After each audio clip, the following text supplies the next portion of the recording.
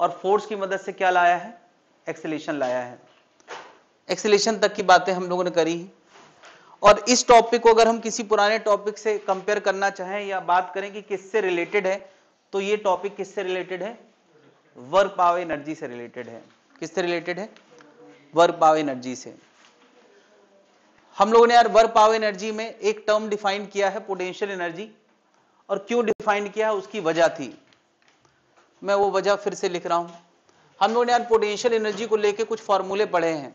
क्या पढ़ा है, W एक्सटर्नल बराबर डेल्टा के प्लस डेल्टा यू। लेकिन रेस्ट टू रेस्ट के मामले में, रेस्ट टू रेस्ट के मामले में W एक्सटर्नल क्या हो जाता है, डेल्टा यू हो जाता है, क्योंकि डेल्टा के क्या हो जाता है, 0। तो एक ये फॉर्मूला है फेमस, रेस्ट से रेस्ट में ये लगता है।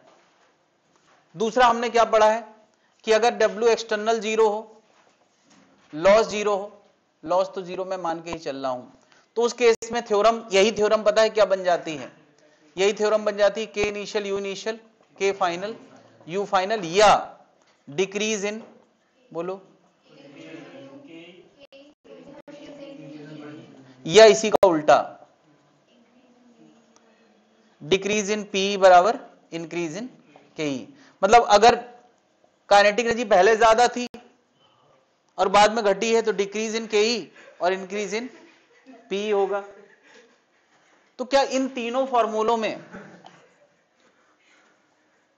पोटेंशियल जी वाली बात आती है कि नहीं, क्या उसको क्या याद दिला रहे हो बार बार, भूलना मत, देखो हंसते रहना काफी देर तक। पोटेंशियल जी को लेके हमने ये 3 मेन फॉर्मूले पढ़े हैं, जिसपे बहुत सारे क्वेश्चंस हम लोगों ने वर्क पावर एनर्जी के समय किए थे। वर्क पावर एनर्जी के उस समय potential g gravity near the surface वाली होती थी और स्प्रिंग वाली होती थी। फिर हम लोग ने इसी तरह की बातें कौन से टॉपिक में करी हैं, इलेक्ट्रिक पोटेंशियल जी वाले टॉपिक में। वहां भी इसी पे 3 पे एप्लीकेशन किए हैं कि नहीं, रेस्ट से rest, slow to fast, fast to slow. क्या है, 3 कैटेगरी के क्वेश्चन इतने फ्रीक्वेंट है कि पता नहीं कब किस टॉपिक में आ जाएं। जहां पोटेंशियल जी आएगी वहां इन 3 फॉर्मूलों के एप्लीकेशन जरूर आएंगे। जहां जहां किसी टॉपिक में पोटेंशियल एनर्जी आएगी वहां इन 3 फॉर्मूलों के एप्लीकेशन कभी भी आ सकते हैं। नहीं तो यहां भी पोटेंशियल जी आने वाली है। हो गया यार, पोटेंशियल जी शुरू करें।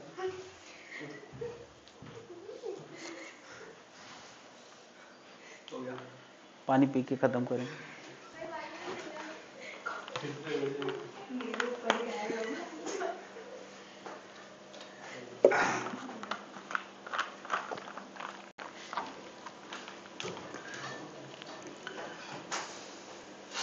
तो पहली बात यह है, चेंज इन पोटेंशियल जी केवल और केवल किसके लिए डिफाइंड होता है, कंजर्वेटिव फोर्स फील्ड।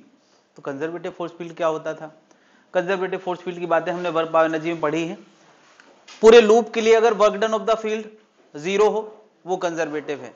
2 पॉइंट के बीच में किसी भी रास्ते ले जाओ, वर्क डन हमेशा सेम रहता है, वो कंजर्वेटिव फील्ड है। याद आया यार? अगर किसी को नहीं याद है तो मुझे 2 लाइनें लिख देना चाहिए। कंजर्वेटिव फील्ड क्या होती है,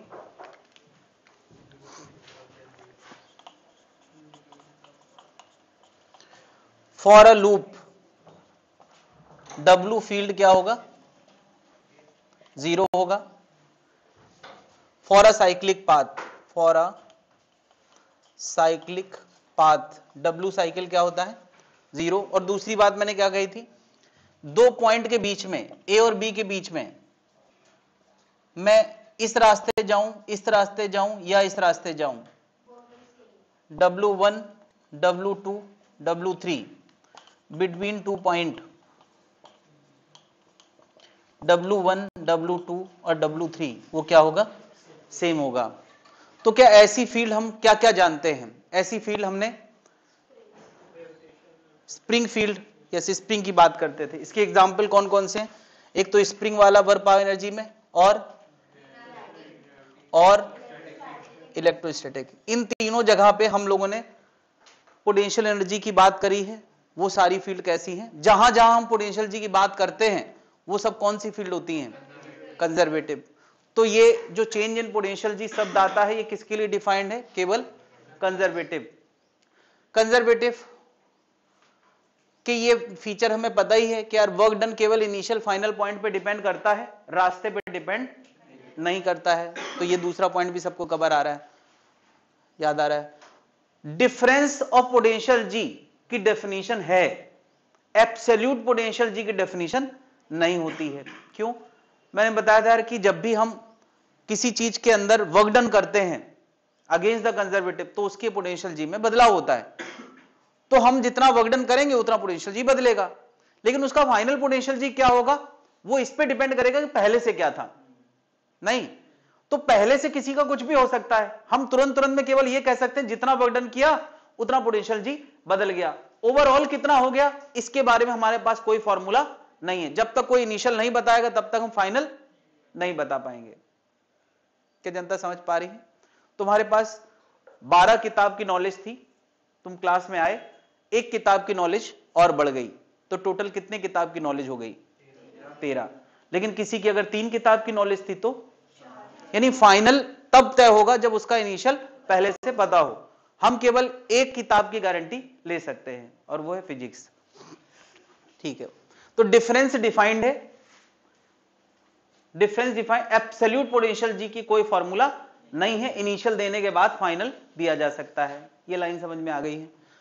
ये लाइनें सब रिपीट हो रही भाई, इलेक्ट्रोस्टैटिक में यही लाइनें आई थी, वर्क पावर एनर्जी में भी यही लाइनें आई थी, इसी दिन के लिए, ताकि यहां पे तुम्हें रिपीट सा लगे। एक फ्री ऑब्जेक्ट किसी फील्ड में छोड़ दिया जाए, एक फ्री ऑब्जेक्ट किसी फील्ड में छोड़ दिया जाए तो फील्ड हमेशा ऐसी डायरेक्शन में भागती है जिससे पोटेंशियल जी कम हो सके। ये भी बड़ा फैक्ट है। एक एम मास के ऑब्जेक्ट को यहां छोड़ोगे तो वो नीचे की तरफ भागता है, और नीचे की तरफ जाएगा तो हाइट कम होगी तो पोटेंशियल जी, ये सबको पता है। एक खिंची हुई स्प्रिंग में ब्लॉक रखा हुआ है, हाथ हटाओगे तो क्या होगा? वापस जाएगी, यानी तब पोटेंशियल जी क्या होती? यानी कंजर्वेटिव फोर्स का नेचर क्या है कि वो हमेशा जमा वर्कडन को चुकाना चाहता है। वो कहता है भैया हमको उधारी रखना ही नहीं है, तुम ले जाओ अपना। वो पोटेंशियल जी को रखना नहीं चाहता, वो हमेशा घटाता है। तो एक फ्री ऑब्जेक्ट किसी भी फील्ड में, ग्रेविटेशन क्या, किसी भी फील्ड में हमेशा कहां भागता है? हाई पोटेंशियल जी से लो पोटेंशियल जी। ये नियम वर्क पावर एनर्जी के जमाने से अब तक नहीं बदला है। बस मैं बार बार रिपीट कर रहा हूं कि ये चीजें बहुत अहम है ना। और जब हमें पोटेंशियल जी बढ़ाना हो तो यार घटाना तो बड़ा आसान है, छोड़ दो अपने आप घट जाएगी। बात समझ रहा है? यानी अगर तुम्हें सिलेबस कवर करके सिलेबस अपने दिमाग में बिठाना है वो मेहनत का काम है, भुलाना तो नेचुरल है।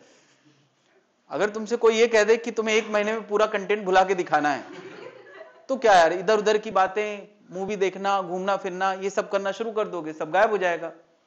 नहीं, तो उसके अगेंस्ट जाना, स्टोर करना मुश्किल काम है। स्टोर करने के लिए किसकी जरूरत पड़ती है ना? एजेंट की। कहां गया एजेंट? तो यार पोटेंशियल जी जब इंक्रीज करना हो तो उस दौरान फील्ड कैसा वर्कडन करती है? नेगेटिव। और एजेंट कैसा करता है ना? External agent required, external agent required to do positive work. अगर एक्सटर्नल एजेंट पॉजिटिव वर्क करेगा तो ही तुम्हारी पोटेंशियल जी बढ़ेगी। बात समझ रहा है? तो वो एक्सटर्नल एजेंट कौन है? ऑब्वियसली यार, तुम्हारा मन कहां करता है कि पोटेंशियल जी बढ़े? मैं यहां पे अपना मन लगाता हूं ताकि तुम्हारी पोटेंशियल जी बढ़े। हाँ, ऐसा नहीं घर पे तुम लोग भी अपनी अपनी पोटेंशियल जी बढ़ाते हो, थोड़ा सा एक्सेप्शन है। और घर वालों का डर, बेइज्जती होने का डर, ये सब चीजें जो है हमारी पोटेंशियल जी बढ़ाने में मदद करती हैं। वही सब एक्सटर्नल एजेंट है, सब एक्सटर्नल एजेंट है।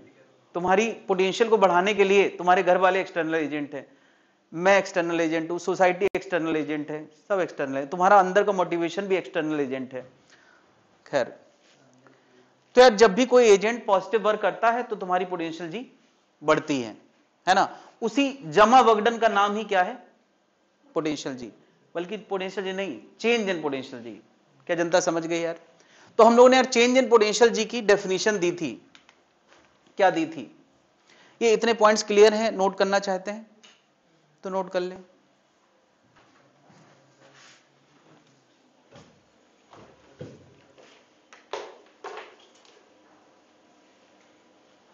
नहीं करना चाहते तब भी नोट कर लें। कुछ लोग तो नोट करना ही पड़ेगा ना यार।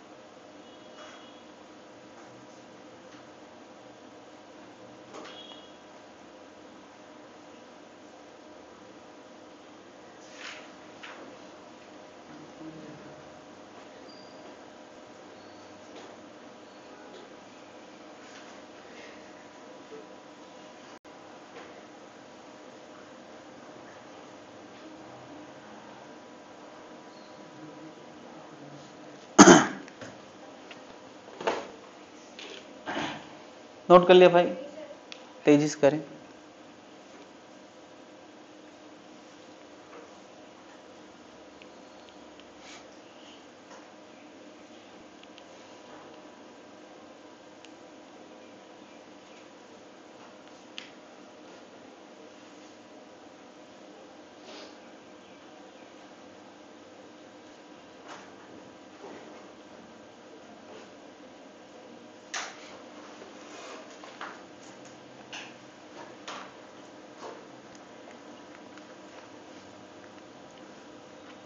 टेस्ट में सेंटर ऑफ मास का उसका हुआ है ना, वेलोसिटी ऑफ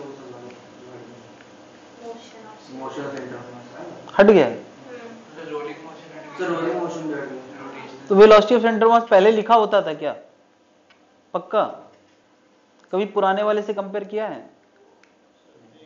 नहीं ना। देखो ऐसा है ना कि सारी हेडिंग ना कभी दी गई है।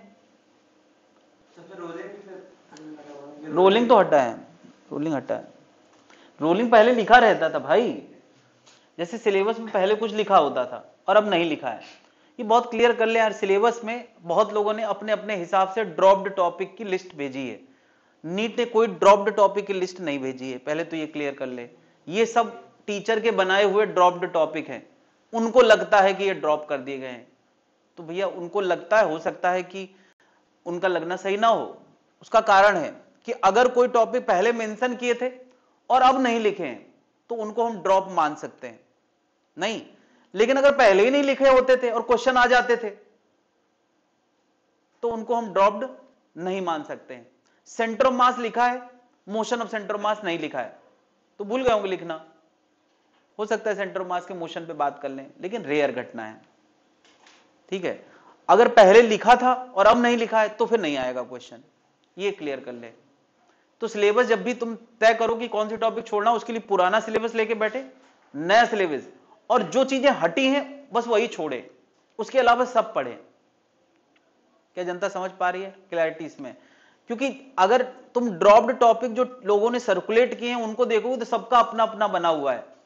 किसी को लगता है ये ड्रॉप हो गया, किसी को लगता है ये ड्रॉप हो गया है, और सबकी मानोगे तो सिलेबस काफी ड्रॉप हो जाएगा और तुम लोग भी ड्रॉप हो जाओगे। इसलिए बहुत ज्यादा ड्रॉप ना करें,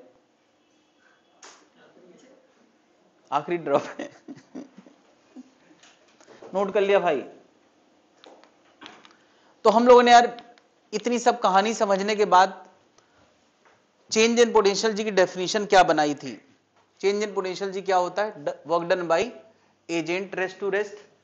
जिस दौरान एजेंट पॉजिटिव वर्क करता है उस दौरान फील्ड कैसा करती है, तो हम फील्ड का वर्क डन ला के उसमें एक माइनस और लगा दें तो फिर से एजेंट के बराबर आ जाएगा। तो डेल्टा यू की ये दो डेफिनेशन थी, याद आ गया यार? और क्योंकि डेल्टा यू वर्क से डिफाइंड है तो वर्क की यूनिट जूल होती थी, तो डेल्टा यू की भी यूनिट क्या होगी? जूल। कोई दिक्कत है भाई? डेल्टा यू समझ में आ गया? अच्छा, वर्क डन क्या होता था? तो यार वर्क डन के ये फॉर्मूले होते थे कुछ, F S cos theta, F vector dot S vector, ये याद आ रहा है यार? इंटीग्रल होता था कि नहीं? जहां जहां एफ लिखा था वहां एम ही लिख दिया गया है। क्यों?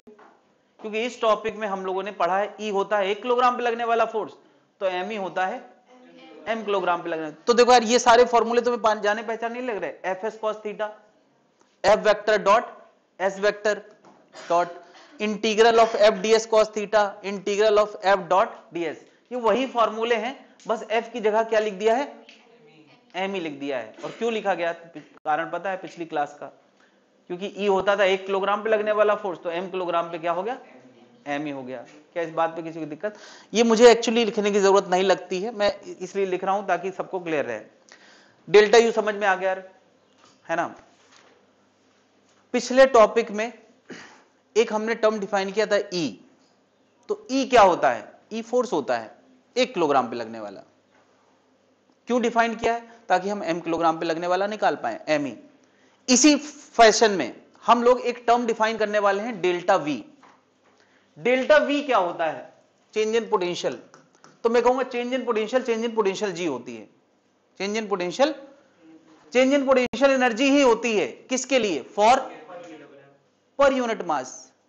यानी यार ये जो टर्म डिफाइन किया है वो पोटेंशियल एनर्जी लाने के लिए ही डिफाइन किया जा रहा है। जैसे ई फोर्स लाने के लिए डिफाइंड होता है, उसी तरह से डेल्टा वी डेल्टा यू लाने के लिए डिफाइंड, उसका असिस्टेंट टाइप का समझ लो यार।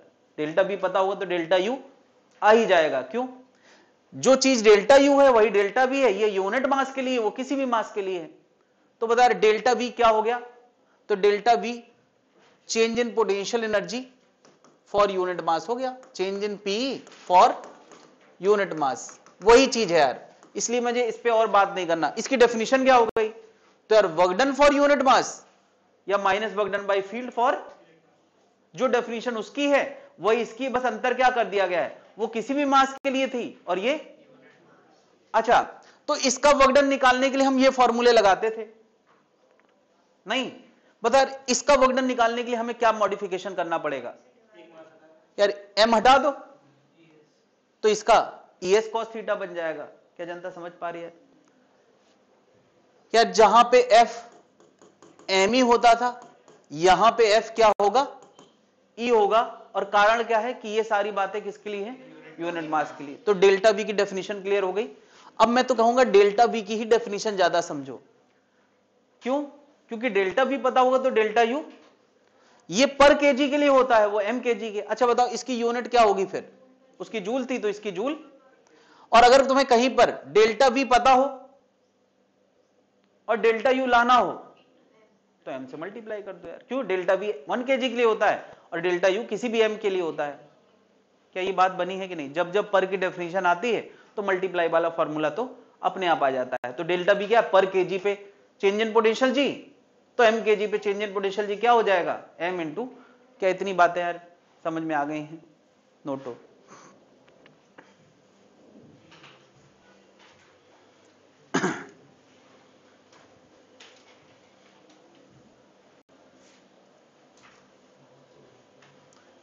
ये दोनों ही बातें फॉर यूनिट मास करना होती हैं।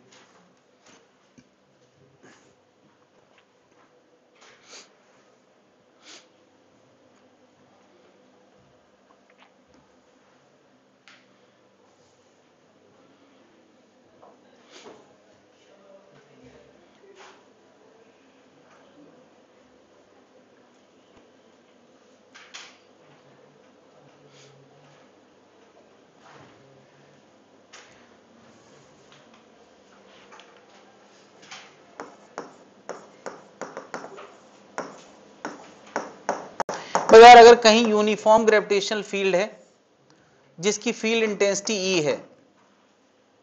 ई है, यूनिफॉर्म है, और मुझे दो पॉइंट के बीच में चेंज इन पोटेंशियल निकालना है, ए और बी के बीच में क्या निकालना है, चेंज इन पोटेंशियल। मैंने यार एरो ऐसे दिखाया, इसका मतलब मास को इस तरफ फोर्स लग रहा है।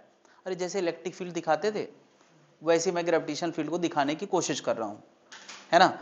और वो पूरी बातें वहां यहां आती भी हैं। बताओ ऐसा एरो क्या बता रहा है कि मास यहां छोड़ोगे तो कहां भागना चाहेगा, ए की तरफ। तो मुझे बताओ ए की पोटेंशियल जी ज्यादा है, ए पॉइंट पे पोटेंशियल ज्यादा होगा, पोटेंशियल ए पॉइंट का पोटेंशियल ज्यादा होगा या बी का, बी का, क्योंकि कोई भी फ्री ऑब्जेक्ट हमेशा कहां की तरफ भागता है, हाई से लो। बी का ज्यादा है और ए का कम है। खैर अब जब तुम ये तय कर ही लेते हो कहां का ज्यादा कहां कम, तो बस ये मैटर करता है कि चेंज इन पोटेंशियल का मैग्नीट्यूड कितना है।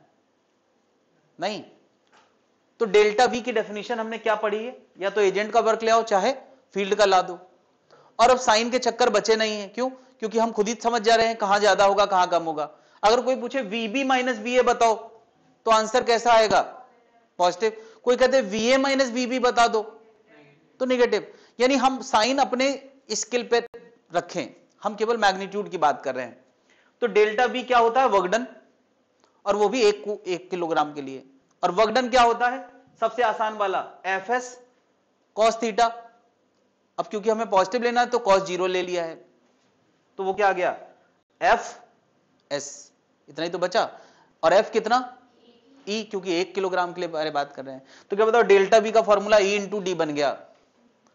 अरे ये तो हमने इलेक्ट्रो में भी पढ़ा था, लेकिन ध्यान रखना ये फॉर्मूला कब तक काम करेगा? जब तक फील्ड कैसी है? यूनिफॉर्म। नेचर में ज्यादातर जगह यूनिफॉर्म फील्ड नहीं होती है। ये कब काम करेगा? जब तक ई कैसा है? कांस्टेंट है। तो यार जब तक ई कांस्टेंट है तो डेल्टा वी क्या होगा? E into D. Delta we work done जैसा ही दिख रहा है क्योंकि है ही वर्कडन वो। कोई दिक्कत है भाई लोग? इतनी बात क्लियर है तो मैं आगे बढ़ूं। अच्छा बता, फील्ड वर्कडन अगर वेरिएबल हो जाएगी या वेक्टर लुक में आ जाएगी तो फिर उसके लिए क्या करना है तुम्हें यहां से आइडिया है? बिल्कुल बिल्कुल, तब हमें स्टेप बढ़ाना पड़ जाएंगे। तो मैं कम से कम एक एग्जांपल तो ऐसा दूं जिससे तुम्हें ये क्लैरिटी आए कि और क्या हो सकता है। आसान है तो सबसे आसान यही है, डेल्टा बी बराबर क्या? E into D.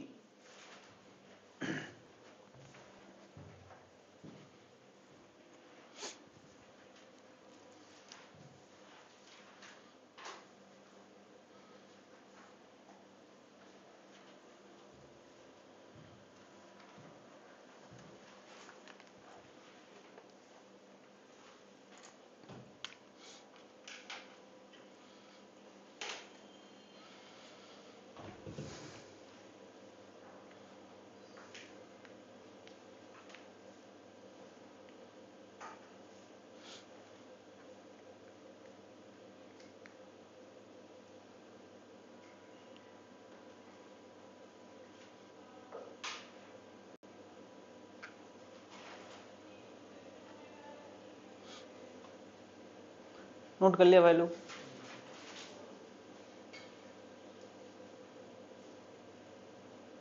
यहां मैंने ये लिखा है कि जैसे कोई ए से बी ले जा रहा होगा तो उस दौरान एजेंट कितना वर्कडन करेगा? F S cos 0। क्यों? एजेंट फोर्स पीछे लगाएगा, डिस्प्लेसमेंट पीछे, तो क्या आ गया? F S cos 0। और जब ए से बी कोई जा रहा होगा फील्ड कितना वर्कडन करेगी? माइनस, ये प्लस ईडी और ये। तो मैं हमेशा कहता हूं डेल्टा भी दो तरीकों से लाया जा सकता है, या तो एजेंट का वर्कडन सीधे सीधे लिख दो, या तो फील्ड के वर्कडन में एक माइनस लगा दो। देखो दोनों तरीके से यही आंसर आएगा कि नहीं? इस आंसर में एक माइनस लगा दो तो प्लस बन जाएगा, और ये तो वैसे ही प्लस आंसर है। क्या बात क्लियर है भाई? तो डेल्टा बी लाने के हमने यूनिफॉर्म फील्ड में देख लिया है, अभी नॉन यूनिफॉर्म फील्ड होगी तब क्या? मैंने देखो यार यहां पे ये फील्ड दी है, ये यूनिफॉर्म है या नॉन यूनिफॉर्म? ये भी यूनिफॉर्म है। क्यों?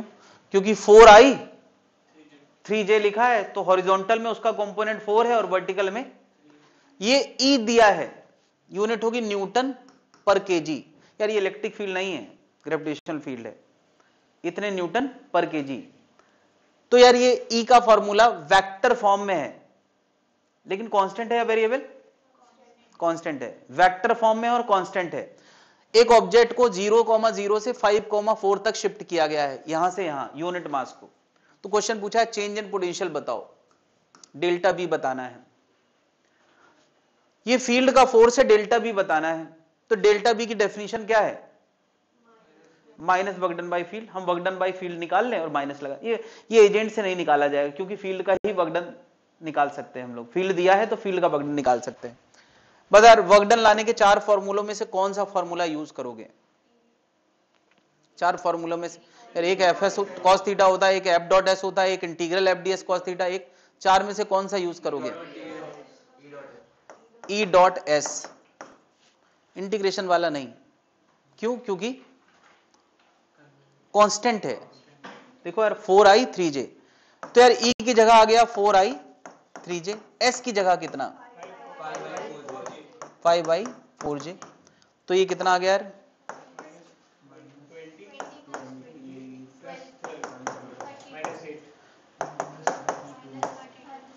यानी v final minus v initial कितना आ गया?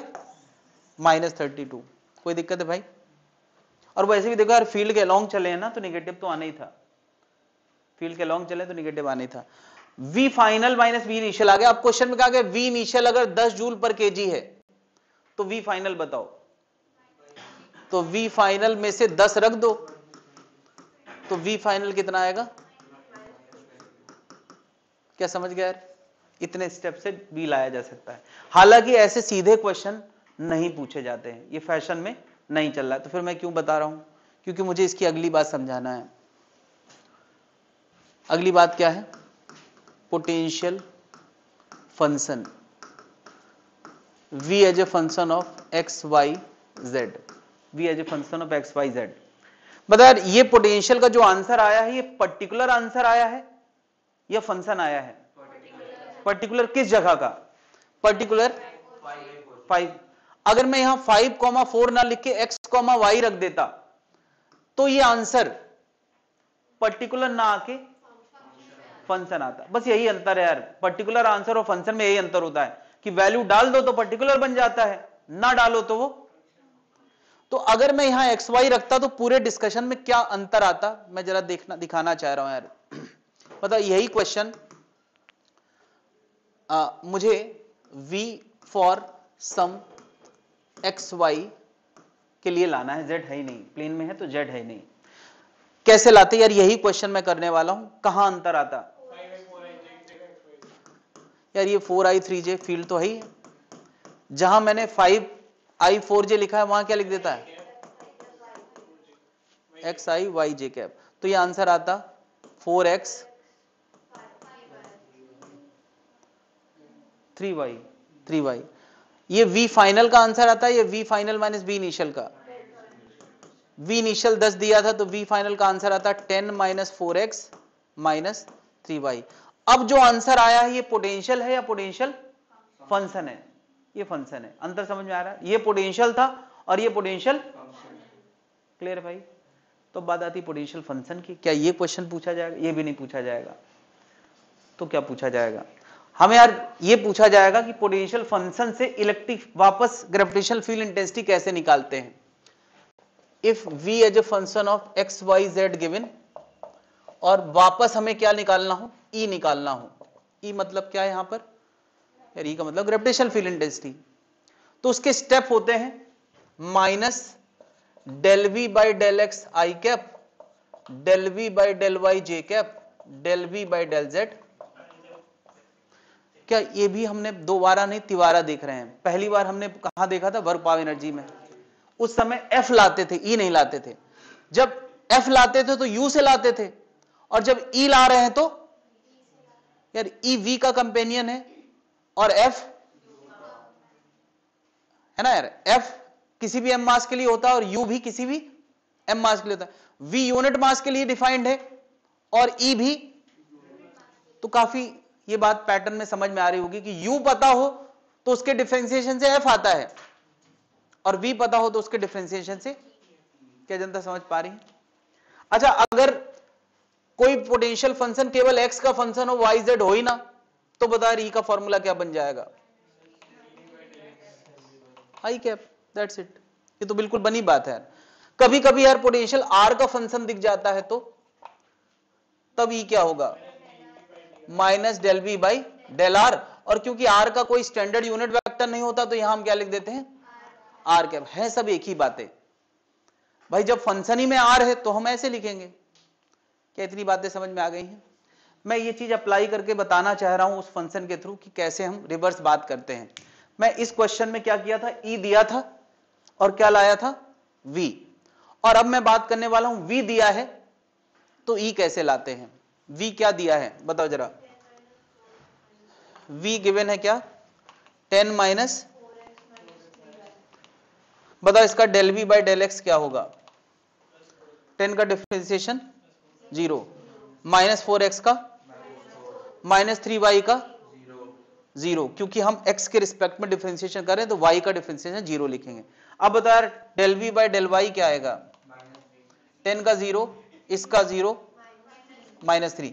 अब ई की डेफिनेशन मैंने अभी अभी क्या बताई है, एक माइनस लगाओ, इसको किसके साथ लिखना है, आई के साथ, इसको किसके साथ लिखना है, जे के साथ, तो ये आ गया 4i 3j। मैं दिखाना चाह रहा हूं कि फंक्शन पता था, ई आ गया। पहले हम क्या कर रहे थे, ई पता था और फंक्शन लाया था। तो यार ई से फंक्शन लाने के स्टेप अलग हैं, वहां मल्टीप्लाई या इंटीग्रेशन होता है ना, और फंक्शन से ई लाने के लिए डिफरेंशिएशन होता है। क्या याद रहेगा यार, ये क्वेश्चन बहुत फैशन में चल रहे हैं कि वी दिया हो और ई पूछा जाए, निकाल लोगे? तो मैं एक थोड़ा सा मुश्किल दूं,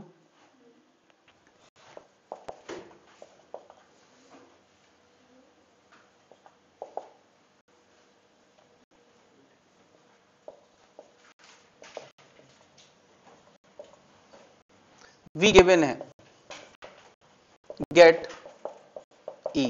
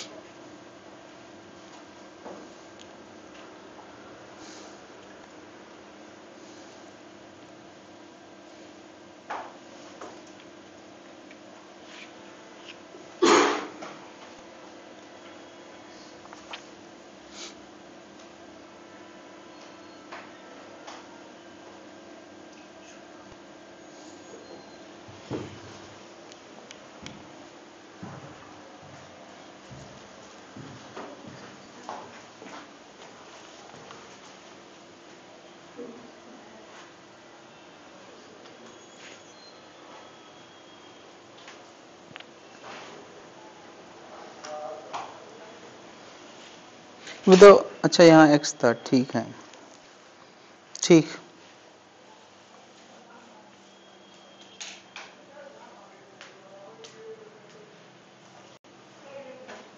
ठीक।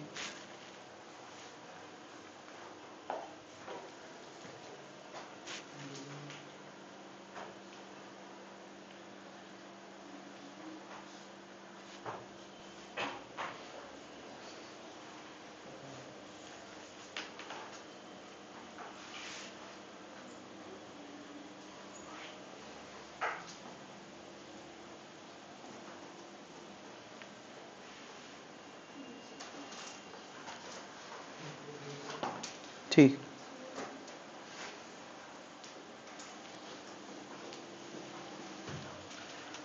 तर ई लाने के लिए हमें तीन चीजें करना है, del we by del X, del we by del Y, del we by del Z.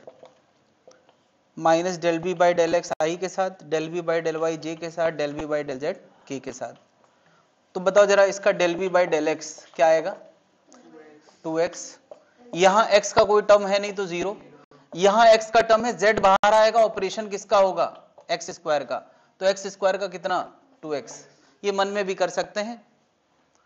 Del we by del y लाना है तो इसका 0, यहां y है लेकिन 2z बाहर आएगा, ऑपरेशन किसका होगा, y का, और y का ऑपरेशन क्या होता है 1। फिर बताओ यहां y का कोई टर्म तो 0 हो गया। Del we by del z, यहां z का कोई टर्म नहीं है 0, यहां z का टर्म है 2y बाहर आएगा और z का ऑपरेशन होगा, और z का ऑपरेशन कितना आएगा 1। यहां z का टर्म है x स्क्वायर बाहर आएगा और z का ऑपरेशन 1 आ जाएगा। तो ये कितना हो गया यार, 2x प्लस 2zx पहला, दूसरा 2z, यहां कितना 2y प्लस, कितनों ने लिख लिया यार, क्लियर है भाई? तो बस यार ऐसे ही आएगा, इससे मुश्किल क्या आएगा, इतना ही आएगा, ज्यादा ज्यादा एक्स वाई जेड की वैल्यू रखने को आ सकता है। कोई दे दे x1 y1 z1 है तो यहां रख देना, तो ई का न्यूमेरिकल आंसर आ जाएगा। क्या जनता समझ गई है? तो ये सीधी बात बहुत रेयर है, उल्टी बात ज्यादा होती है कि v दिया हो और ई पूछा जाए।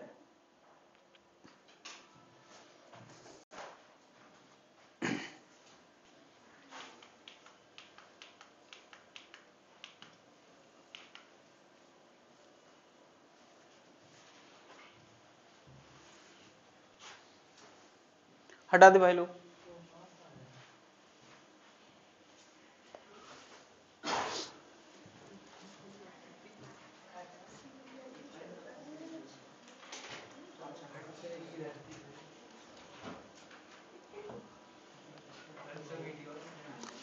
मुझे बताया, ये अर्थ जैसा कोई ऑब्जेक्ट है और ये वेक्टर से दिखाया गया है कि इसकी फील्ड का असर कहां होता है। खून नहीं है भाई, ये एरो बनाए गए हैं, तो एरो क्या दिखा रहे हैं कि ग्रेविटी का असर हमेशा उसकी तरफ होता है, यानी ग्रेविटी हमेशा पुल करती है अपनी तरफ। तो इस बड़े से मास का पुल क्या है, इस मास को खींच रहा है, नहीं खींच रहा है, मैंने यहां एक एजेंट लगाया है, वो रोक रहा है, पीछे से किसी तरह से रोक रहा है। अगर ना होता एजेंट तो क्या होता, अरे वो भाग के गिर जाता उस पे, ये रोकते रोकते बेचारा ला रहा है। नहीं, एजेंट बताओ, एजेंट इसको स्लोली मूव करा रहा है रेस्ट से रेस्ट। नहीं, मैं पूछूं एजेंट पॉजिटिव वर्क कर रहा है नेगेटिव? एजेंट नेगेटिव नहीं। और फील्ड, अरे फील्ड फोर्स भी लेफ्ट लगा रही है और खिसक भी, छोड़ दिया था क्या इसने? कहां भाग गया? गलत भागा यार, ये कैसे हो गया? ये इलेक्ट्रो से उठाया गया इसलिए ऐसा हुआ, इधर गिरना चाहिए, सॉरी।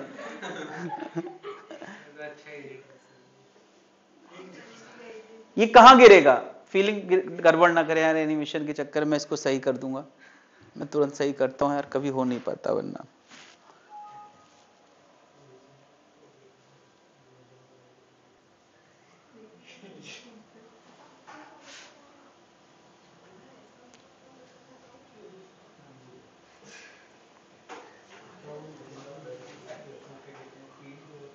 है ही नहीं यार इसमें।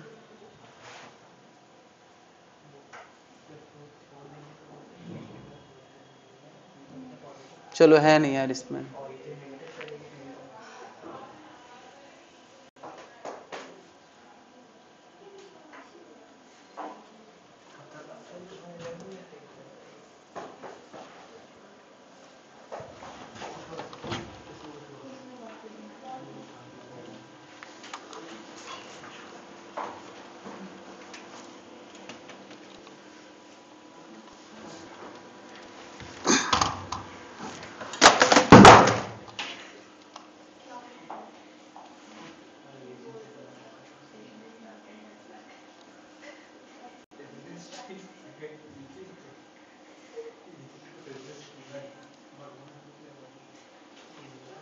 लेकिन यार कोई फायदा नहीं, ये तो फाइल मेरे पास आती नहीं वापस, मेरे लैपटॉप में फिर से खराब ही रहेगा।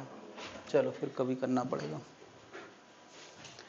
तो अगर ये एजेंट छोड़ देगा तो ऐसे गिरेगा इसके ऊपर।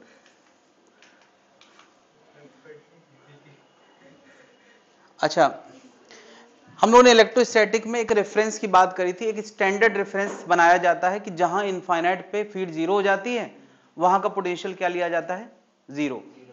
वहां का पोटेंशियल जीरो लिया जाता है। कहां का? इनफाइनाइट का। मुझे बताओ, इनफाइनाइट का पोटेंशियल जीरो है और कोई ऑब्जेक्ट वहां छोड़ दिया जाए यूनिट मास का, तो वो यहां से यहां तक मान लिया अपने मन से आएगा या एजेंट की जरूरत है? कौन बुलाएगा उसको, कौन खींचेगा? फील्ड। यानी उस दौरान फील्ड कैसा वर्क डन करती है? और फील्ड जब पॉजिटिव वर्क डन करती है तो पोटेंशियल बढ़ाती है या घटाती है? घटाती है। इनफाइनाइट को मैं जीरो मान के बैठा हूं और उसके बाद पोटेंशियल घटना है, तो बताओ इस जगह का पोटेंशियल कैसा होगा? क्या जनता, पहले तो बस ये हजम कर ले कि पोटेंशियल कैसा होगा? नेगेटिव। और नेगेटिव इसलिए कि इनफाइनाइट से यहां तक आने में फील्ड ने पॉजिटिव वर्क डन किया है। अच्छा, इनफाइनाइट से यहां तक आने में एजेंट कैसा वर्क डन करेगा? और एजेंट जैसा करता है वही पोटेंशियल होता है।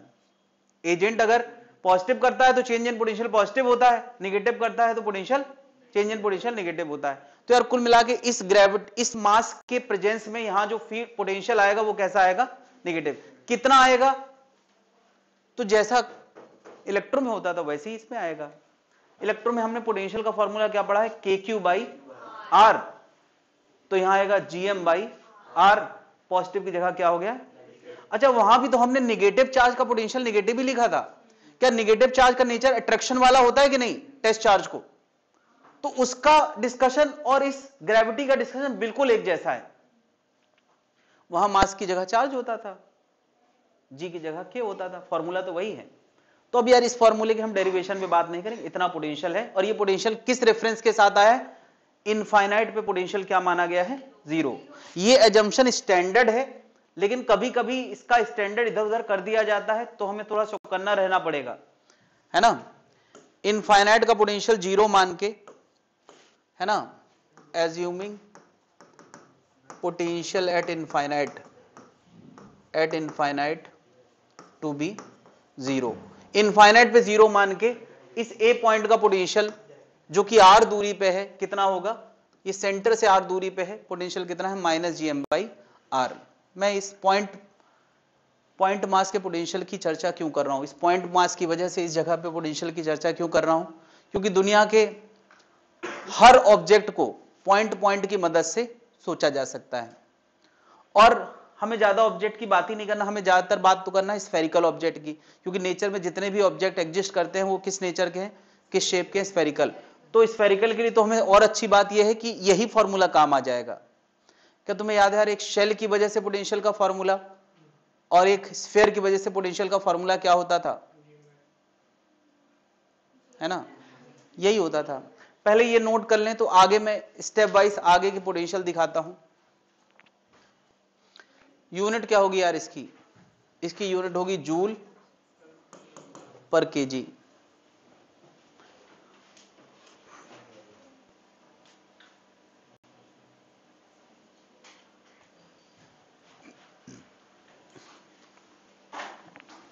R दूरी पे किसी m मास से R दूरी पे पोटेंशियल का ये फॉर्मूला है, यहां से R दूरी पे पोटेंशियल का ये फॉर्मूला है -GM/R।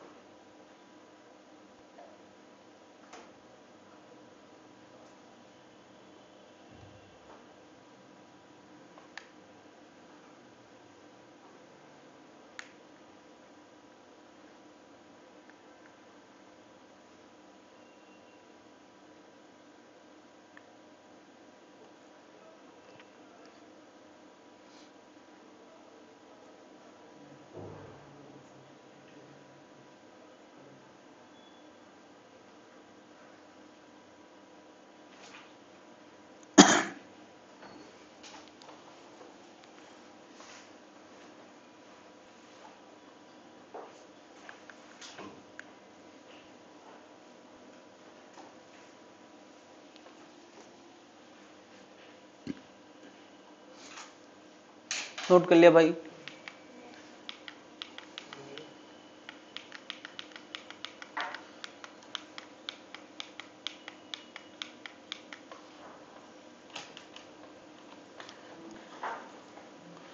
यार हम लोगों ने पॉइंट चार्ज का पोटेंशियल इसलिए पढ़ा है कि हम लोग किसी भी नए अरेंजमेंट का पोटेंशियल ला सकते हैं इसकी मदद से। क्यों? क्योंकि दुनिया का हर अरेंजमेंट पॉइंट मास की मदद से बना हुआ सोचा जा सकता है। क्या बताओ, M1 M2 M3 के बहुत सारे मास हों और सबकी वजह से किसी पॉइंट पे पोटेंशियल लाना हो, तो सबके अलग अलग पोटेंशियल लाएंगे, है ना, और सबको सीधे सीधे पोटेंशियल वेक्टर क्वांटिटी है, स्केलर, क्योंकि पोटेंशियल वर्क से डिफाइंड है और वर्क स्केलर था तो पोटेंशियल भी स्केलर क्वांटिटी है, तो उनको सीधे सीधे जोड़ सकते हैं, है ना। इसको बोलते हैं सुपरपोजिशन प्रिंसिपल ऑफ पोटेंशियल, है ना। स्केलर चीज का सुपरपोजिशन मतलब होता है सीधे सीधे जोड़ना। अगर कोई कंटिन्यूअस मास बॉडी आ जाए तो वही काम हम क्या करेंगे, पहले एक डीएम की वजह से पोटेंशियल सोचेंगे और फिर सबको ऐड कर देंगे। तो मेरे ख्याल से अभी तुम्हें ये समझ में आया होगा कि एक पॉइंट मास के पोटेंशियल का क्या इंपॉर्टेंस है, क्योंकि एक पॉइंट मास जानते हैं तो हम दुनिया के किसी भी ऑब्जेक्ट का पोटेंशियल निकाल सकते हैं। तो दुनिया में कितने तरह के ऑब्जेक्ट की हम बात करने वाले हैं, इतने तरह की बात करने वाले हैं, चाहिए, हाँ जो भी है यार, इतने तरह के पोटेंशियल की हम लोग बातें करने वाले हैं। तो क्या यार इनके पोटेंशियल हम पहले ही निकाल चुके हैं, दोबारा करेंगे क्या? हमने इलेक्ट्रो में जो कुछ भी पढ़ा है उन फॉर्मूलों में क्या बदलाव करना है बस ये देख लें। क्या जहां K होता था वहां क्या आएगा, जहां Q होता था वहां क्या आएगा, -m, क्योंकि नेगेटिव है ना यार। और जहां R आता था वहां, जहां लैम्डा आता था वहां, जहां सिग्मा आता था वहां, जहां रो आता था वहां, बस तो हो गया, सब हो गया। अच्छा जहां 1/ε आता था वहां 4πg, इतने बदलाव। अगर हमें बदलाव कहां यार, इनमें तो कोई बदलाव ही नहीं है, इतने में तो कोई बदलाव ही नहीं है। तो अगर हमें वहां के फॉर्मूले याद हैं तो यहां के याद आ जाएंगे, नहीं याद है तो मैं एक एक करके सबके फॉर्मूले कन्वर्ट करके दिखा रहा हूं। इलेक्ट्रो में पढ़े हैं तो ठीक है, नहीं तो पहली बार पढ़ रहे हैं तो सीधे उनको दिमाग में रखना है, ठीक है। इनमें से ये फॉर्मूला इंपॉर्टेंट नहीं है, इसको नहीं कराऊंगा। बता रहे एक रॉड की वजह से पी पॉइंट पर पोटेंशियल का फॉर्मूला हम क्या लाए थे इलेक्ट्रो में। इलेक्ट्रो तुम बताओ, तुम मुझे इलेक्ट्रो दो, मैं तुमको ग्रेविटेशन देता हूं। बताओ इलेक्ट्रो में हमने पोटेंशियल का फॉर्मूला क्या पढ़ा था? अच्छा इतना गंदा था, K लैम्डा ln, तो यहां आएगा -g lambda ln d + l/, ये थोड़ा मैं कर दूं, जहां लैम्डा है वहां माइनस लैम्डा, ये माइनस का फर्क पड़ जाएगा हर जगह, ठीक है। क्या जनता समझ गई यार? इलेक्ट्रो और ग्रेविटेशन दो टॉपिक में हमें फॉर्मूले काम आते हैं। क्या लिखा हुआ रखा है या नोट करना चाहेंगे? हेडिंग डाल के थोड़ा थोड़ा बस इलेक्ट्रो वाला और नया वाला लिखते जाओ जल्दी जल्दी। पहले क्या होता था और अब क्या है, और इलेक्ट्रो वाला क्यों लिखोगे यार, सीधे ग्रेविटेशन वाला लिखो, सीधे लिखो यार। तुम्हें इसको देख के नहीं याद आ जाएगा इलेक्ट्रो क्या फॉर्मूला। अब ग्रेविटेशन चल रहा है तो ग्रेविटेशन वाला लिखो।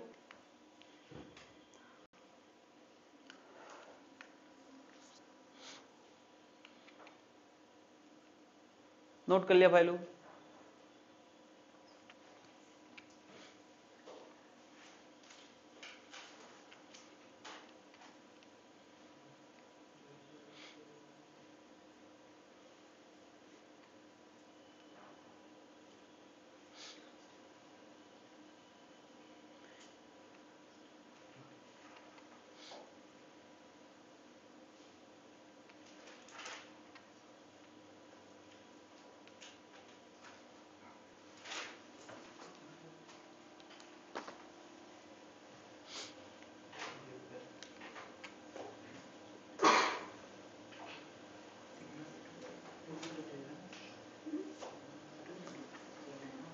नोटेड।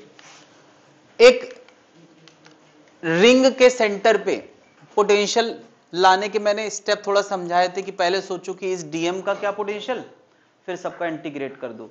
तो वो V का आंसर, तो इसका क्या आने वाला है, आधी रिंग का सेम, क्योंकि इसका मास पूरा होता था, है ना। इसमें भी m मास r रेडियस है और एट सेंटर पोटेंशियल में ला रहा हूं, यहां भी सेंटर का पोटेंशियल लाओगे तो कितना आता है -gm/r, और ये भी m मास r रेडियस का एक सेक्टर रिंग है, इसको हम बोलते हैं सेक्टर रिंग, तो उसका भी पोटेंशियल क्या आएगा।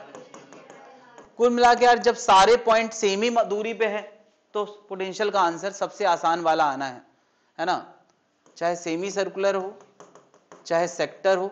लॉजिक क्या है, लॉजिक ये है कि जब सारा मास r दूरी पे है तो पोटेंशियल भी क्या होगा -gm/r।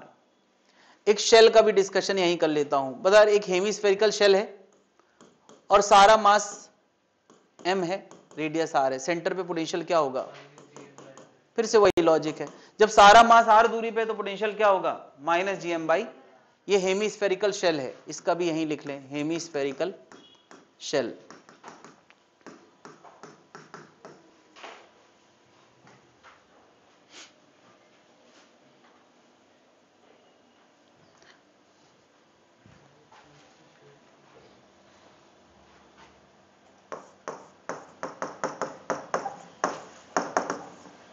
बता रहे एक रिंग है, उसकी एक्सिस में x दूरी पे, ये r रेडियस की रिंग है, यहां पोटेंशियल कितना होगा? क्या बता, रिंग से इस पॉइंट की दूरी अब कुछ अलग है। ऐसी रिंग है, रिंग के सेंटर से यहां कोई पॉइंट है, तो बताओ वो पॉइंट रिंग के सरकमफेरेंस से कितनी दूरी पे आ गया? ये x है, ये r है, तो under root r square plus, तो फिर से यही फॉर्मूला, क्या? माइनस जीएम बाई दूरी।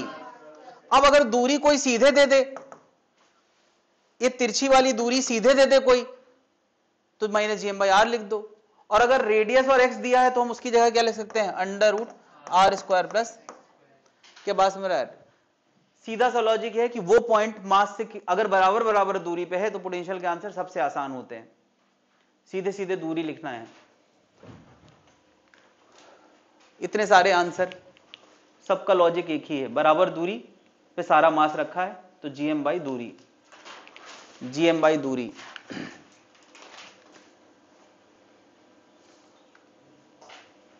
नोट कर लिया भाई? ये रिंग ऑन द एक्सिस, ये भी नोट कर लें।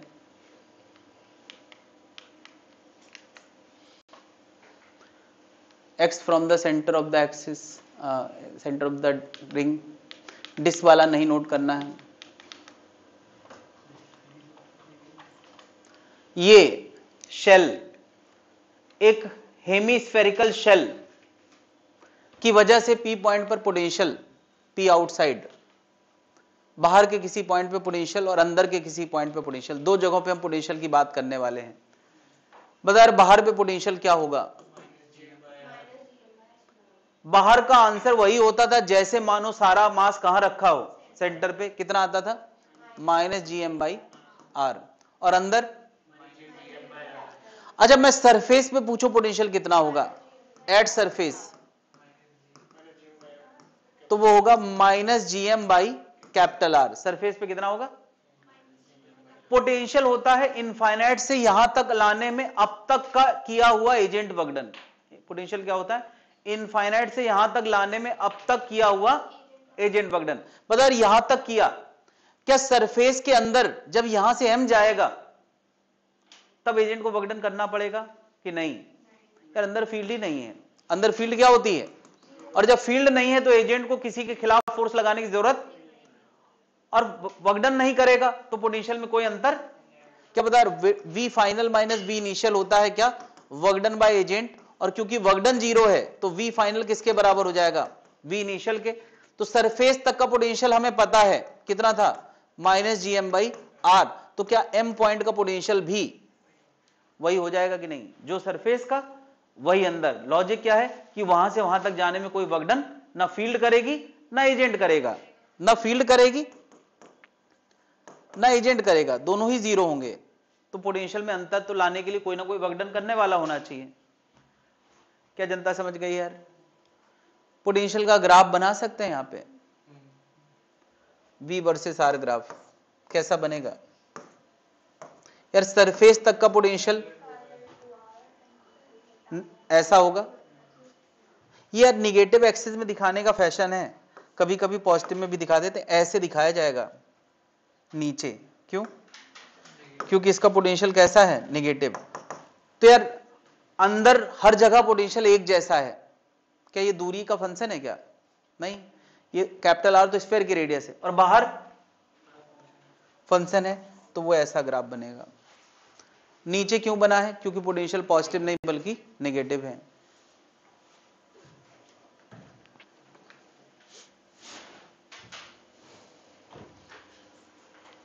तो ये हॉलो स्फीयर है। नेचर में हॉलो स्फीयर एग्जिस्ट करता है कि नहीं करता है? नहीं करता है। दुनिया के जितने भी प्लैनेट हैं वो सब अंदर से बाहर तक सब जगह उसमें मास होता है। चाहे जुपिटर क्यों ना ले लें, जुपिटर गैस से बना हुआ स्फीयर है, लेकिन फिर भी उसमें ऐसा थोड़ी है गैस अंदर है बाहर नहीं है, पूरे में गैस है। या बाहर है अंदर नहीं है, ऐसा भी नहीं है, सब जगह गैस है।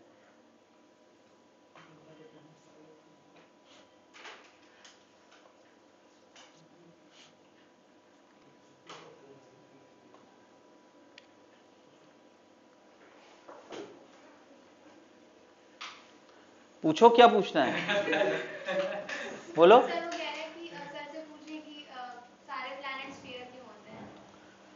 तो सेंटर ऑफ ग्रेविटी की वजह से कह सकते हैं अट्रैक्शन उनको बांधने का प्रयास करेगा तो एक सिमेट्रिक शेप सामने आएगा, वो स्फेयर ही बनेगा। हर तरफ से अट्रैक्शन लगेगा तो कैसे जुड़ेगा? परफेक्ट सिमेट्रिक कहाँ है? नहीं होते भाई। दुनिया की असीम टक्करों के बाद कोई प्लेनेट बनता है, बहुत सारे मास इकट्ठे गिरते रहते हैं एक दूसरे पे तो बनता है। चारों तरफ से गिरते हैं, पहली चीज तो ये है, एक वो कारण है। कहीं अगर बड़ा गिर गया तो वहां का थोड़ा मास बढ़ जाएगा, तो एक्चुअली अर्थ परफेक्ट स्फीयर है ही नहीं। उसका अगर एक्चुअल शेप देखोगे तो बहुत गंदा लगता है वो देख के। अरे वो भी नहीं है एक्चुअल, इक्वेटर पे ज्यादा और पोल पे कम, वो तो मैं परफेक्ट दिखा रहा हूं। और गंदा है वो, फोड़े फुंसी जैसा लगता है, और गंदा है। बेइज्जती क्या है ऐसा? और दुनिया के हर प्लेनेट इतने ही गंदे हैं यार। हम स्फीयर मान के डील कर रहे हैं, इसका मतलब क्या है कि हम आसान करना चाह रहे हैं, इसलिए हम लोग आसान पढ़ रहे हैं। इनको दिखाओ जरा गंदा अर्थ, तो इनका जो है धरती माता से थोड़ा अटैचमेंट कम हो जाएगा। कैसा है ये भी है, ये तो मुझे परफेक्ट लग रहा है। हाँ ये है आलू जैसा है। हम लोग उसको संतरे जैसा इमेजिन करते हैं, वो आलू जैसा है।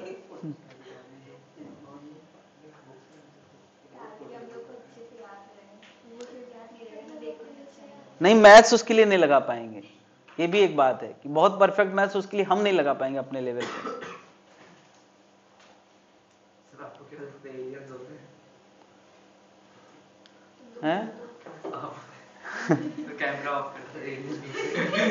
क्यों, इसमें कौन सी आपत्तिजनक बात है? इसमें तो मूवीज बन चुकी हैं यार इतनी।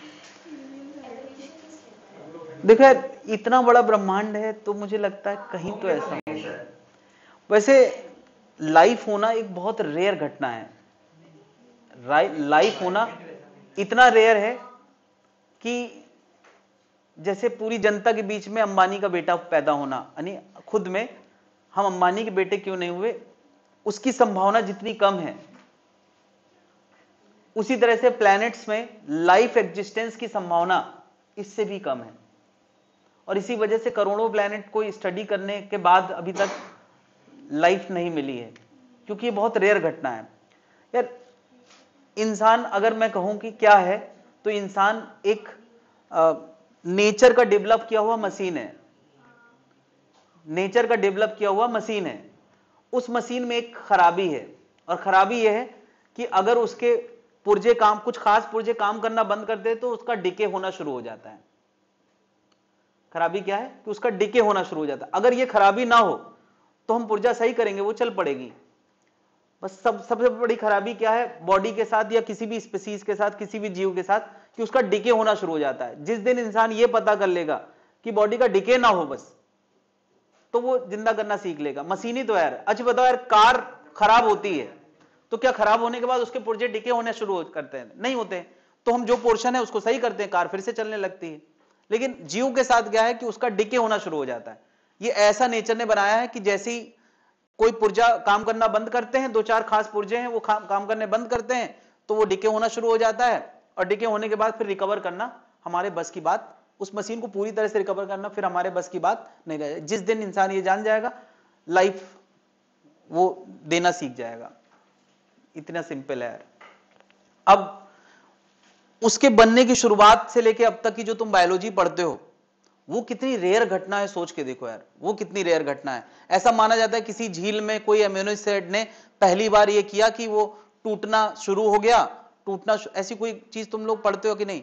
और फिर वो टूटना शुरू हो गया तो वो लाइफ की शुरुआत हो गई। वो अपने जैसी सेल्स बनाना शुरू कर दिया, बस वही लाइफ है। वो एक घटना कि अपने जैसा सेल बनाना शुरू कर दिया, वो तय कर देता है कि एलियन अब बनेंगे।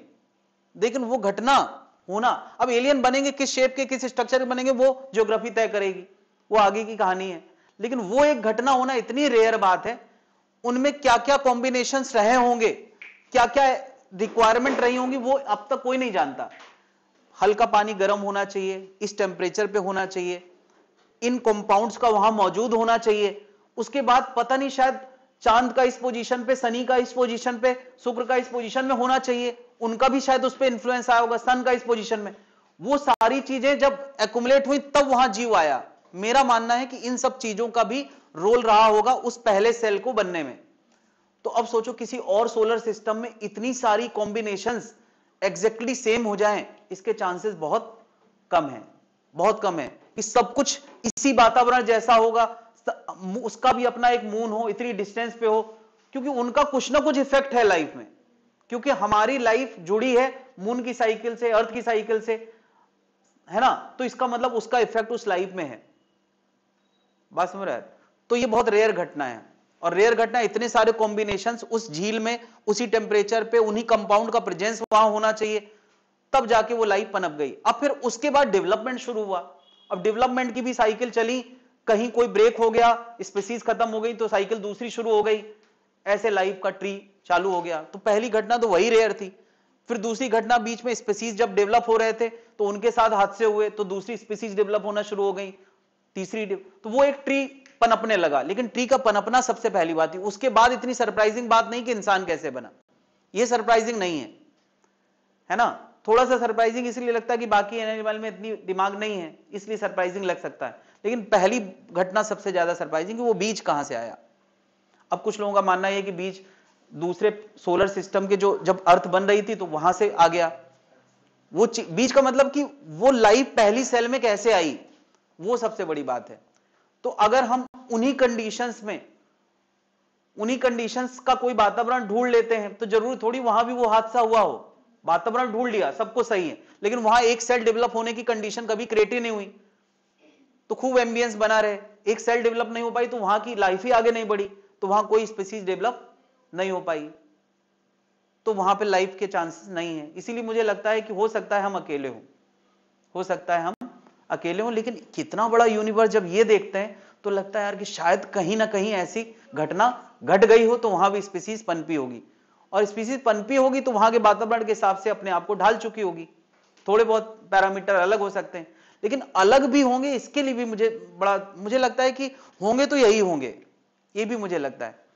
क्योंकि यार और किसी कॉम्बिनेशन में लाइफ पनपना होती तो पनप ना जाती, इसका मतलब यही एलिमेंट जरूरी है।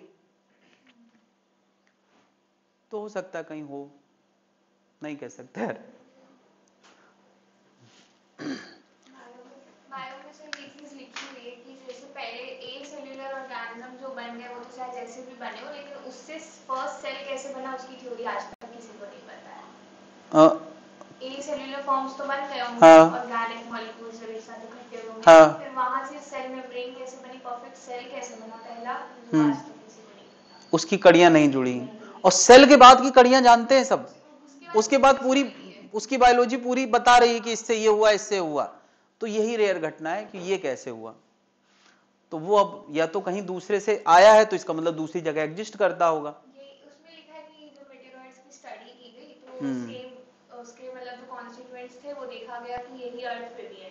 मतलब ये तो है कि ये रिएक्शन कहीं और भी चल रही है, मतलब वही है, फिर एनवायरनमेंट की कंडीशंस क्या है और क्या रिक्वायरमेंट है वो भी तो नहीं पता हमें, वो भी नहीं पता कि वो कैसे किन रिक्वायरमेंट्स में बनेगा, और वहां भी बनेगा तो इसका मतलब कि लगभग यही कैरेक्टरिस्टिक उनकी भी होंगी। मतलब वहां भी वो मशीन नहीं होगा, उसका भी डिके होता होगा, उसकी भी लाइफ होती होगी। तो तुम लोगों को बस ये ढूंढना है कि डिके ना हो। बस बॉडी जैसे कोई पुर्जा काम करना बंद कर दे, हार्ट काम करना बंद कर दिया, तो बाकी पुर्जे चलाओ आर्टिफिशियल तरीके से, बॉडी का डिके ना हो, उसके बाद उस पुर्जे को सही करके रिपेयर करके देर होने से पहले चला दो तो बॉडी चल पड़ेगी।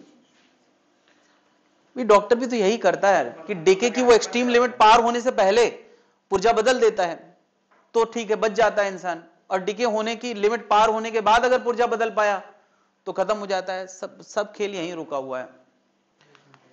कहाँ आते हम लोग? ओके, तुम लोग गहरा टॉपिक छेड़ दिया यार। इंटरेस्टिंग टॉपिक है।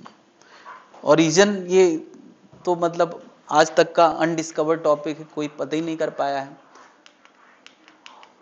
तो इतना नजदीक तो नहीं होगा, मतलब किसी और गैलेक्सी के किसी और स्टार में कहीं ऐसी कंडीशन के बाद वो पनपा हो, इतनी बात। और पनपने के बाद जिस लाइफ स्पैन, मतलब वहां हादसे हुए होंगे, वहां हादसे, उन हादसे के बाद वो सरवाइव कर गया हो, ये भी एक बात है कि जैसे हादसे अर्थ में हुए हैं, अर्थ में कोई एस्ट्रॉइड गिरा, कभी टेम्परेचर बहुत हाई हो गया या हिमयुग आ गया तो स्पीसीज खत्म होने लगी, आइस एज, तो वहां भी वैसे हादसे हुए होंगे, उन हादसे के बाद अगर स्पीसीज सरवाइव कर पाई हो।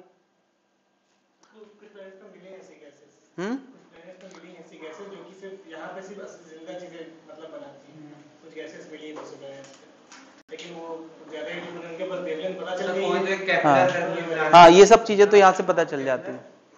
तो वो केपलर करके प्लैनेट है, उसमें बोला है कि मतलब वो सबसे अर्थ से सबसे मतलब अर्थ जैसा ही प्लैनेट है का वो। केपलर में भी नंबर चलते हैं। हाँ, उसमें भी केपलर कोई करके नाम। हाँ, तो वो भी अपने स्टार के हैबिटेबल जोन में आता है। आपके अकॉर्डिंग डिफरेंट मल्टीवर्स भी हैं। हाँ, अभी कहीं और भी यही बात हुई। तो मल्टीवर्स तो मेरे अकॉर्डिंग एक फैक्ट है, तुम लोग सुनोगे तो दुनिया में और चीजों से भरोसा उठ जाएगा, इसलिए मैं नहीं बताऊंगा।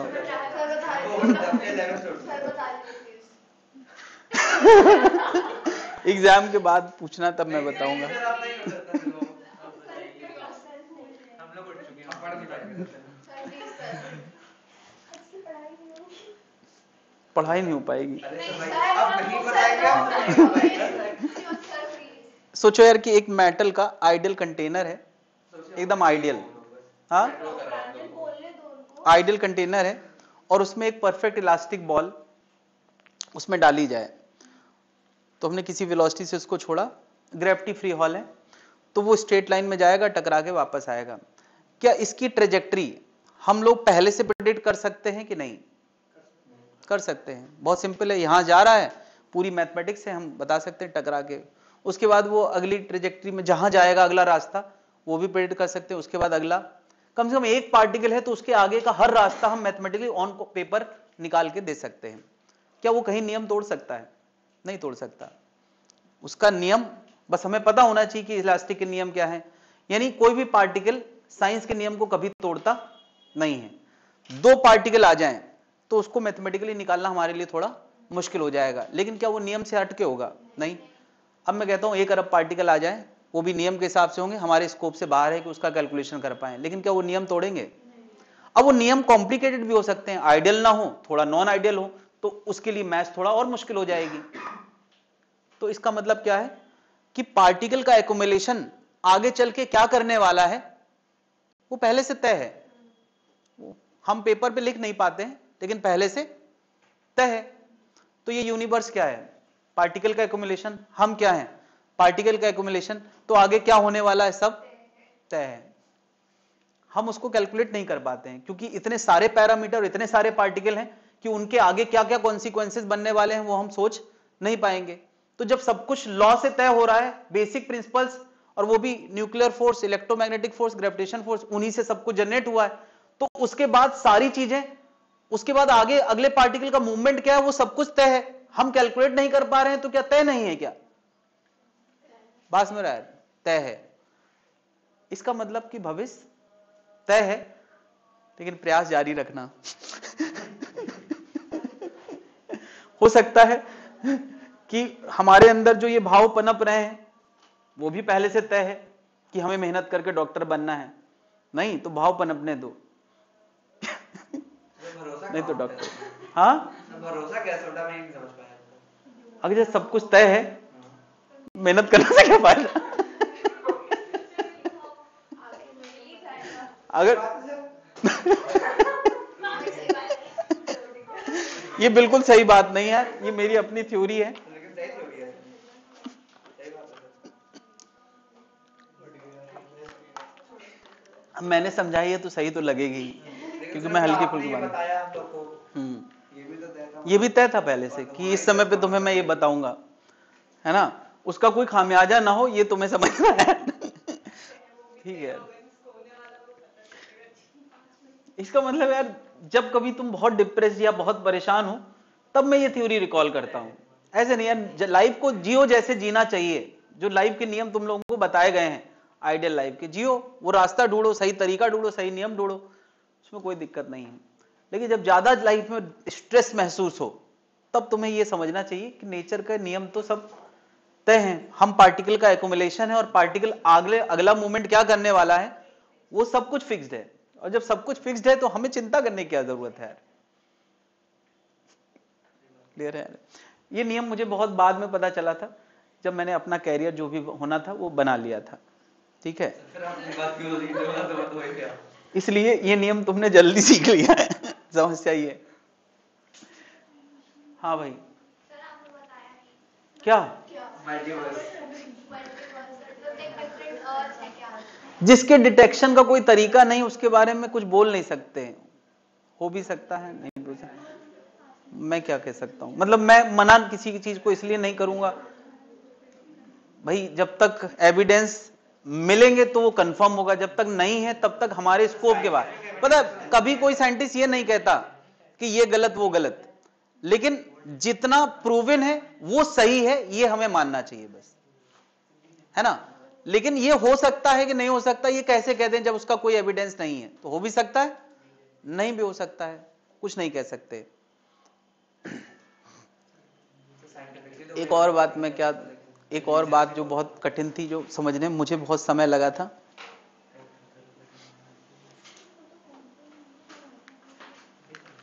ठीक है इतने से ही समझ में आ गया होगा काफी।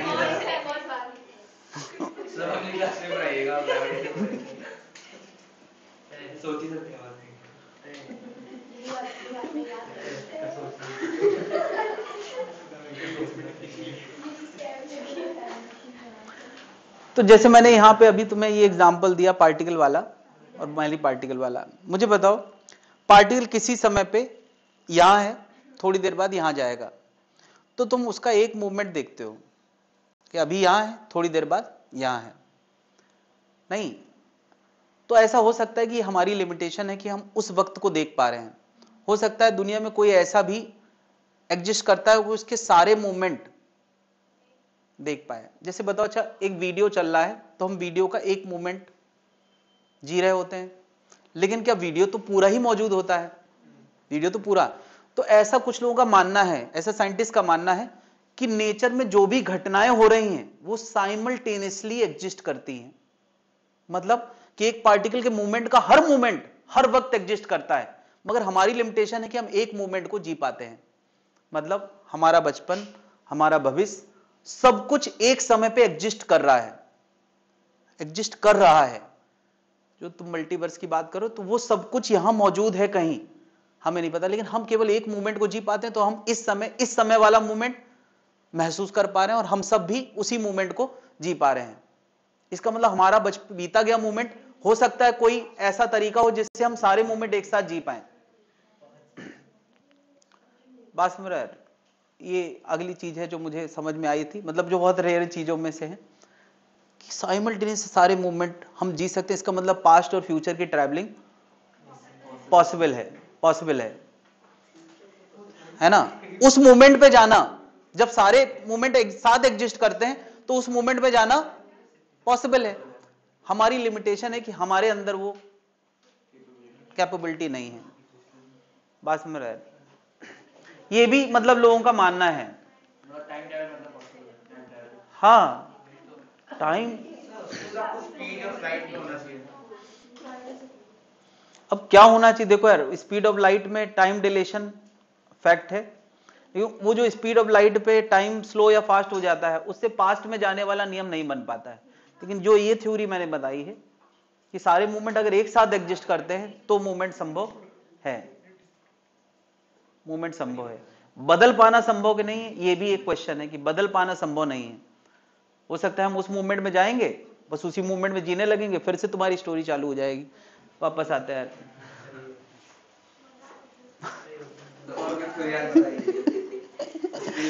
मैंने एकदम वो थ्योरी बताई है जो मुझे सबसे एक्सट्रीम लगी हैं, आज तक सबसे एक्सट्रीम लगी हैं, जो मुझे बड़ी मुश्किल से समझ में आई थी।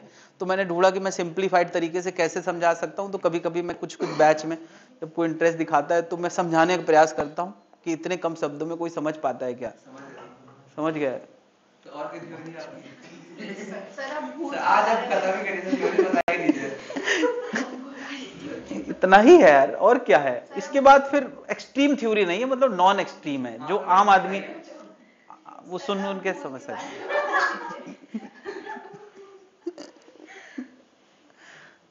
भाई रिकॉर्ड कर रहे हो ना यार, इसके कट निकालूंगा मैं।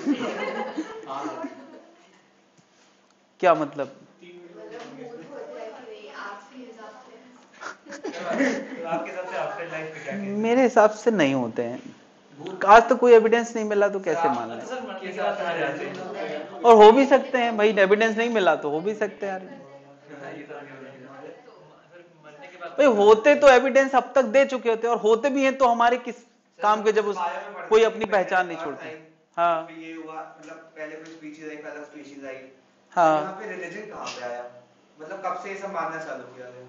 क्यों किया गया? मतलब उनको देखो यार, ये नेचुरल होता है, पता है हमारे अंदर ये भाव उठता ही है कि यार हमसे बड़ा कोई, ये भाव उठता है कि नहीं? एक सबसे ज्यादा रिस्पेक्ट करने का मन हमें किसी एक चीज को करता है, ठीक है?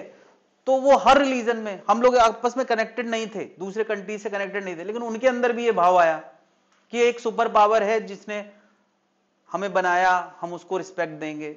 यही चीज है, ये भाव अंदर से आया तो हमने अपने मन से गॉड क्रिएट कर दिया, है ना? अब उनमें से कुछ सुपर ह्यूमन हुए। सुपर ह्यूमन मतलब कि उन्होंने ऐसा काम कर दिखाया जो आम आदमी नहीं कर, हम सोच भी नहीं सकते हैं, ऐसा काम कर दिखाया, तो हमारे लिए आदर का भाव उनके अंदर डेवलप हो गया। अब इतना आदर की एक्सट्रीम हो गई कि हमने उनकी जो भी नेगेटिविटी होंगी वो भुलाई दी, पॉजिटिविटी को और बढ़ा चढ़ा के दिखाया, तो वो सुपर गॉड बन गए, मतलब वो गॉड बन गए, उनको हम फिर पूजने लगे। ऐसे गॉड क्रिएट हुआ होगा मुझे लगता है। अच्छा, इसमें सारी बातें ऐसा भी नहीं है, जो एक दो तरह के गॉड हो गए, एक तो कि जो अर्थ में रहे हैं उनको हमने सम्मान देते देते गॉड बना दिया, और एक जो एग्जिस्ट ही नहीं करते हैं हमने अपने भाव से डेवलप कर लिया। भाई सूरज को भगवान हमने मान लिया या नदी को भगवान मान लिया, तो ये मुझे लगता है कि थोड़ा सुपरफिशियल है। ये रिस्पेक्ट देने का तरीका है कि भाई नदी हमें पानी देती है तो हम उनको रिस्पेक्ट दें, सूरज हमें रोशनी देता है तो हम उनको रिस्पेक्ट दें। अब रिस्पेक्ट का भाव जब ज्यादा हो जाता है तो हम उसको भगवान कहने लगते हैं।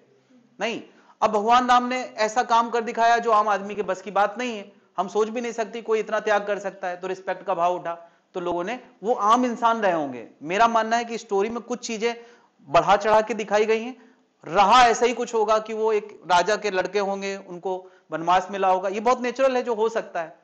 उसके बाद उन्होंने आदिवासियों की टोली बना के किसी जगह को जीता होगा, तो उससे सबके अंदर रिस्पेक्ट का भाव आया होगा कि यार ये कितना साधारण तरीके से इतने बड़े राजा को हरा दिया, तो वो रिस्पेक्ट का भाव धीरे धीरे हर जनरेशन में बढ़ता गया, और बढ़ता गया, लोगों ने काव्य लिख दिए तो फिर उनको भगवान कहने लगे। मतलब एक भगवान वो हो गया कि भाई जो हम लोग अपनी इमेजिनेशन से बना लेते हैं, तो दो तरह के भगवान हो गए, एक इमेजिनेशन से कि भाई शंकर होते हैं, इंद्र होते हैं, ये इमेजिनेशन वाले लगते हैं मुझे, मेरा अपना मानना है ना? और दूसरे भगवान वो जो जिन्होंने एक्चुअली करके दिखाया। अच्छा, अब क्यों नहीं बन पा रहे हैं? अब नहीं बन पा रहे हैं क्योंकि हम लोग कहीं ना कहीं कट कर देते हैं। अब हम रिजिड हो चुके हैं कि हम इनके अलावा किसी को भगवान नहीं मानेंगे। जैसे करने को, अगर जैसे मान लिया अभी 100 साल 200 साल तक बहुत आम आदमी लोगों के बीच में हो सकता है भाव डेवलप होता है, मोदी को भगवान बना दे, साईं बाबा को भगवान बनाया कि नहीं बनाया? तो ये भाव की एक्सट्रीम लिमिट है, इसका मतलब ये इवोल्यूशन अभी भी चल ही रहा है, बना देंगे। लेकिन अब क्या होता है कि यहां दो तरह के मत हो गए। पहले क्या होता है, लोग एग्री कर जाते थे कि नहीं ये सुपर ह्यूमन है, हम इसको गॉड कहेंगे, सब एक साथ एक सुर में बोल देते थे। अब क्या हो गया, काटने वाले हो गए कि नहीं हम मानेंगे, तुम नहीं मानोगे। और अगर इन मानने ना मानने की लड़ाई के बीच में अगर मानने वाले बढ़ गए ना, तो एक्चुअली भगवान बन जाएंगे, एक्चुअली भगवान बन जाएंगे। और अगर मानने ना मानने वाले में टकराव होती रही तो फिर वो सुपर भगवान नहीं बन पाएंगे। ये है, यही है ये। तो यही रिलीजन है, हमारे हमसे ही डेवलप हुआ है रिलीजन। कोई मतलब देने नहीं आया, रिलीजन हम ही से डेवलप हुआ है। मतलब मेरा मानना यही है कि बहुत प्रैक्टिकल तरीका यही है कि हम ओवर द जनरेशन चीजों को बढ़ा चढ़ा के दिखा देते हैं। बात में अभी रानी लक्ष्मीबाई 150 साल पहले आई, ठीक है, तो क्या तुम्हें लगता है कि सब कुछ वैसे ही होता होगा जैसे स्टोरी फिल्म में दिखा देते हैं? नहीं, कुछ ना कुछ हमने पॉजिटिविटी अपनी क्रिएटिविटी से उनको और बड़ा कर दिया, और कुछ लोग उनकी नेगेटिविटी रही होंगी उनको छोटा करते चले गए, तो ओवर द जनरेशन कुछ दिन बाद वो बहुत महान हो जाएंगे। तुरंत तुरंत में कोई इतना महान नहीं होता है भाई। इस समय अगर कोई कहते कि मोदी बहुत महान है, क्या नहीं है, लेकिन अगली जनरेशन और बढ़ा के कर देगी, अगली जनरेशन और बढ़ा देगी। यही है थ्योरी रिलीजन की। हो गई यार सारी थ्योरी खत्म। तो आखिरी वाला क्या बोले मतलब भगवान जैसे नहीं होते हैं, हम लोग का मानना है भगवान हमने अपने फेथ के हिसाब से बना लिया है। मेरा मानना है कि भगवान हमने अपने फेथ से डेवलप किया, और भगवान को मानना, किसी को फेथ दिखाना, किसी के रिस्पेक्ट दिखाना गलत भी नहीं है। भाई गलत क्यों है? भाई भगवान राम अगर ऐसा एग्जाम्पल क्रिएट कर सकते तो उनकी पूजा करने में बुराई क्या है? वो थे या नहीं थे ये सवाल ही नहीं है, ये सवाल ही नहीं है। भाई अगर कोई अच्छी एक्टिविटी को हम रिस्पेक्ट देंगे तो हमारे अंदर वैसे, तुम देख लो यार इंडिया में कितने लोगों के अंदर त्याग की कितनी भावनाएं और कितनी कहानियां हैं। दूसरे देश में ऐसी कहानियां नहीं मिलेंगी। तो कहां से आया है? रिस्पेक्ट देने से आया। भाई रिस्पेक्ट दिया तो हमारे अंदर ये आया कि हम भी उनके जैसा ही बनने की कोशिश करें। मैं अपने परिवार, अपने अगल बगल के लोगों में देखता हूं ऐसे कैरेक्टर जिन्होंने सही में इतने बड़े बड़े त्याग किए कि हम लोग इमेजिन नहीं कर सकते। तो ये कहां से आया? उन्हीं से आया है। बात समझ रहे हो? उनके जैसे नाम रखना, अपने बच्चों के नाम रखना, ये सब रखने से कल्चर में बहुत बड़े बदलाव आते हैं। ऐसे लोग हमारे अर्थ में हुए हैं, इंडिया में हुए हैं, तो उनका फॉलो ऑन करने से कितने परिवार बने हुए हैं। इंडिया में देखो यार, रीमैरिज या ये सब चीजें बहुत कम होती हैं, अमेरिका में बहुत ज्यादा होती। क्यों? क्योंकि ऐसे आइडियल हम लोगों ने बनाए हैं जहां ऐसा नहीं होता था। तो ये चीजें सोसाइटी को अगर अच्छा दे रही हैं तो मुझे लगता है ये पूजा करने में कौन सी बुराई है? कोई बुराई नहीं, तो चलना चाहिए। लेकिन ये बहुत क्लियर रखना चाहिए कि मोटिव क्या है। मोटिव ये नहीं है कि यार हम फूल चढ़ाएंगे, माला चढ़ाएंगे, दान करेंगे, दक्षिणा करेंगे, वो सब गलत है। मोटिव ये है कि उन कहानियों से हमें अपने अंदर कुछ ना कुछ पॉजिटिविटी गेन करना है। ये मोटिव होना चाहिए, रिलीजन का यही मोटिव होना चाहिए, और कोई दूसरा मोटिव नहीं कि हमारा भगवान ज्यादा सुपर, हमारा भगवान। अरे यार जो तुम्हें पसंद आता है वो सुपर है, उसमें अगर पॉजिटिविटी है तभी सुपर है, निगेटिविटी है तो निकाल के बाहर करो, वो भी सुपर नहीं है। बात समझ रहा है? तो जो पॉजिटिव कहानियों का एक्सट्रैक्ट है ले लो, और अगर एक्सट्रैक्ट के अलावा मान्यताएं बन गई हैं उनको तो तोड़ ही दो यार। ये करने से ये होगा, जब तक उसका एविडेंस नहीं तब तक मत मानो, जब तक एविडेंस नहीं तब तक मत मानो। तो बहुत क्लियर रहो यार। ठीक है यार, इसके आगे कहानी अगली क्लास में चालू होगी।